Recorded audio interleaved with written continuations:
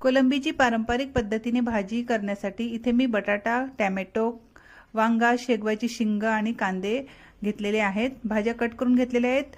थोडीशी चिंच भिजत घातलेली आहे।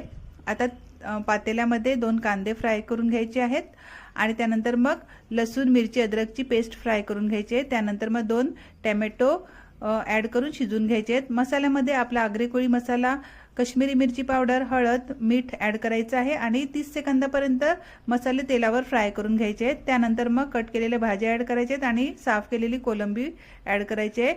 मिक्स करून घ्यायचे सर्व तेलावर आणि तेलावर भाजी 10 मिनिटं शिजू द्यायची आहे।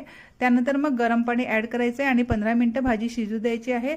त्यानंतर चिंचेचं पाणी ॲड करायचं आहे 15 मिनिटांनंतर आणि परत 5 मिनिटं शिजू द्यायचं आहे। लास्टमध्ये गरम मसाला आणि कोथिंबीर ॲड करायची आहे आणि 2 मिनिटं शिजू द्यायचं आहे आणि आपली कोलंबीची भाजी रेडी झालेली आहे। Enjoy and bye bye.